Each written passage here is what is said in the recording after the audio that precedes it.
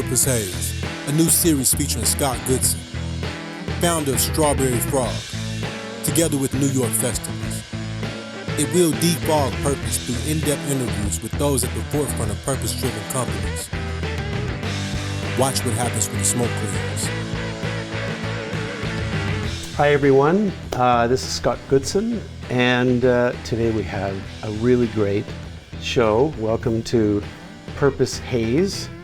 Before we get to our very special guest, I want to just talk for a moment about something called the House of Beautiful Business, which is an organization based in Berlin that just had their annual retreat this year in Tangier. And basically the House of Beautiful Business is an organization dedicated to making business more humane. And the reason I bring it up is because I think it's relevant, this marquee event that just happened, to the conversation we're about to have. Please welcome Stacey Tank. Thank you so much, Scott. Great to be with you. Stacey is the CEO of Bespoke Beauty Brands, one of the fastest growing, most dynamic beauty brands out there. You can find them across all the social media platforms. Stacey not only is the CEO of Bespoke Beauty Brands, but she has an extraordinary career, having been at Heineken as Chief Transformation Officer based in Amsterdam. She's been at the Home Depot and also at GE. I've known Stacey for many years, and what I absolutely love about her is she's not only committed to purpose-driven companies, she's very purpose-driven as an individual. So welcome to the show. Thank you so much. Let's start maybe by just talking a little bit about, your own journey, and you're a successful business leader, but how do you sort of think about purpose for yourself, your own purpose, and then maybe talk a little bit about how it relates to your company purpose? Sure. Yeah, I think we were all captivated by that famous Simon Sinek TED Talk. Was it 12 years ago or something now?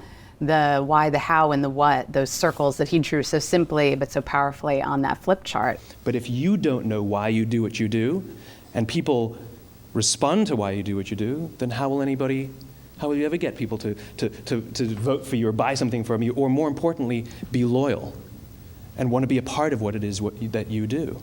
From that time, I was working with Heineken in New York, and the CEO, Dolf Vandenbrink, really embraced this idea of bringing individual and organizational purpose into a company. So we started to explore that work together, and that's when I started to ask myself some of those deeper questions about what is different when I'm part of a team? What is that secret sauce that I can bring to serve my company, my community, my family, my friends? And the expression of that has actually evolved over time for me. It started as ignite the worthy fight and blow your hair back. And recently, last year, as I had been going through, you get a visual, right? Yeah, it's good. Some wind in the hair. Yes. But last year, I started working with a coach. I think it's always really helpful to have someone holding the mirror for you so you can be more self-reflective and honest, ask the hard questions.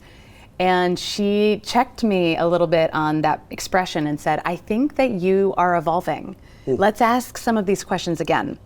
And so the kind of next iteration as I go through the Jedi trajectory of life is to ignite belief in a world where impossible dreams are possible. And the reason that I love that is, one, it gives me a ton of energy. When I say that, I get myself right into that space of, let's do big stuff, let's do hard stuff, let's do stuff that scares us a little bit, because it will be possible. But also, we live in a world with a lot of really gritty challenges, complex systemic challenges, whether it's climate change, whether it's misinformation, disinformation, polarization of society. And I think we do have to hold on to that hope and belief that impossible dreams really are possible, and we should chip away at them every day. How does this personal purpose translate into your business? And what is the purpose of Bespoke Beauty Brands, and what is the connection between the two? I think every organization has a different reason for being and a reason why they are fulfilling some purpose in society. For us, we have two brands. One is Jason Wu Beauty, one is Kimchi Chic. I love the name, Kimchi Chic. Kimchi Chic, Yeah. I can just taste it. We have so much fun with these brands, and they're very, very different. Kimchi is about colorful self-expression in every color of the rainbow. Wow. It's about joyful irreverence, it's tongue-in-cheek, it pushes the edge sometimes. Love it. And I just hope when people are experience our content, our products, that they have a smile, that we can bring just a moment of joy to people, to also be who they are and create a place where everyone feels like they can belong.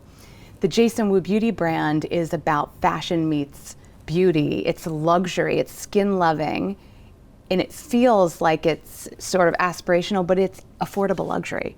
So everyone can participate in this brand. It's absolutely beautiful, multi-use products. And Jason Wu is a couture fashion designer. So the idea is Chanel, Tom Ford, they're aspirational, they have beautiful beauty brands. Jason also, we have this luxury offering, but it's really affordable. So for $9, you can grab a lip gloss. And again, give yourself that moment of self-care, a little jojoba oil and hyaluronic acid, in your day.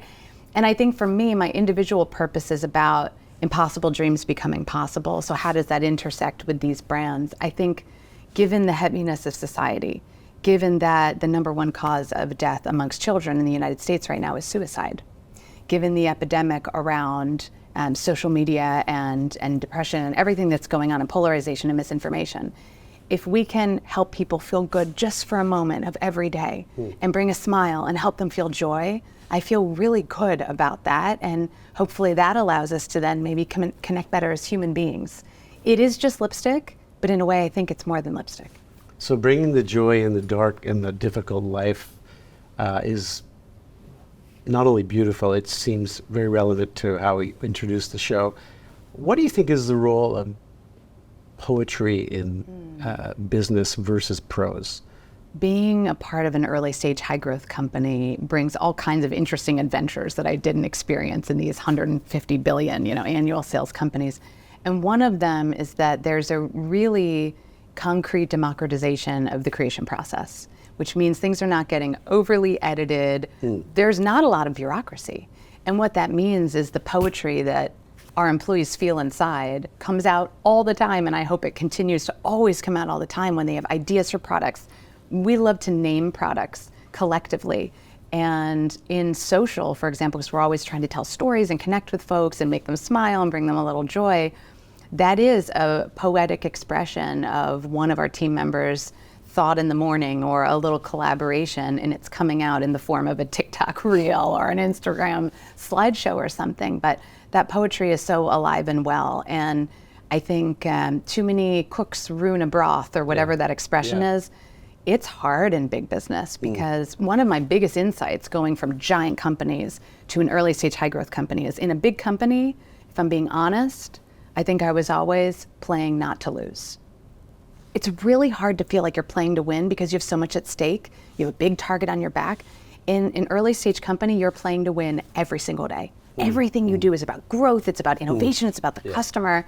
And poetry can live in that world a lot more than in the big context. Do you have examples of, or you could talk to some examples of some creative work you've done, social media work that are extraordinary, or that we could show in this segment? One, New York Fashion Week. So Jason Wu is a couture fashion designer and really grew up through that community, and beauty and fashion sit adjacent to each other a lot of the time. We were the TikTok live shopping launch partner in the United States for beauty in 2023. And a huge thank you to TikTok for selecting us, because we are an early stage company and they've been amazing partners, and in many ways have transformed the triple-digit growth that we're seeing with these brands.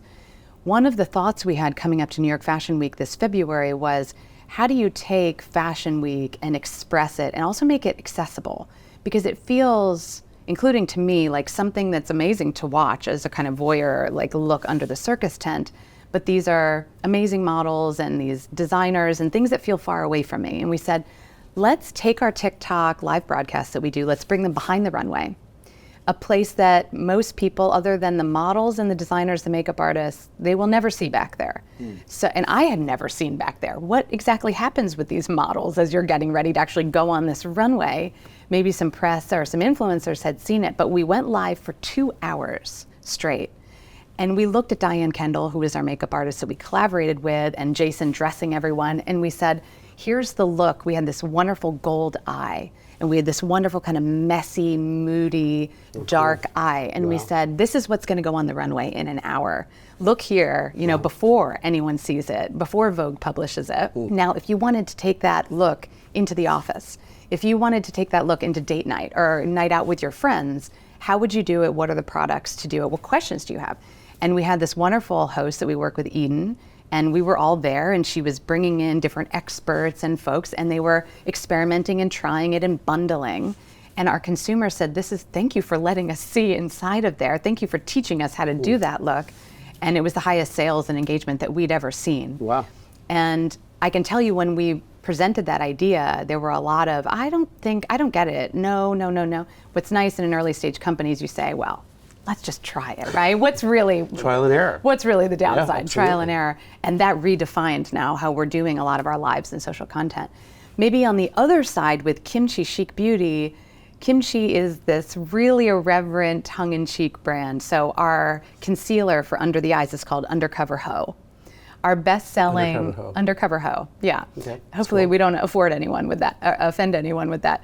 Our best-selling product is called the Puff Puff Pass, and you can use it as a setting powder, but of course there's a double entendre there. We have our best-selling compact is called Almost Catfished, because you look so good that you're tricking, fooling people. For every April Fool's Day, we do something. This brand lends itself to humor. Last year, we said, you love the Puff Puff Pass. It's our #1 SKU. So we made a giant Puff Puff Pass for you, like this Godzilla Puff Puff Pass.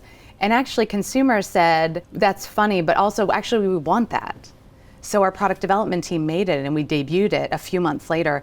This year, we did a joke about doing the first ever beauty festival, kind of like a Coachella type of festival, and we were going to bring that to the beauty space with kimchi and the first festival ever. And consumers, even some of our partners, said, how could you not have told me you're doing a festival? We want to rally around it. I want to be there. Well, it was just an April Fool's joke, but the consumer said they wanted it. We're actually going to do it in LA next month. Oh, that's so cool. Yeah, Love it's a lot of fun. Do you feel like you're almost like at the vanguard of a whole new, not just movement in beauty, but in business? Like, Yes.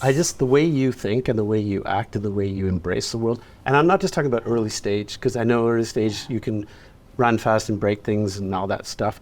But there's a certain humanness about you that is perhaps not so typical in business. I say, even in startups, you have this sensitivity, empathy, and also a keen, obviously, business sense. Is business changing? Are you poster child of a new generation of business leaders? It's all changing. Yeah, and maybe first with retail and how things come into the world and how we accumulate or purchase those things. When I joined Home Depot in 2015, Craig Menear was the new CEO, and he is a lifelong merchant. He took me under his wing, and one of the first things we did was we did store walks in New York City together. And he taught me about vertical merchandising and price points and line structures and opening price point. It was amazing.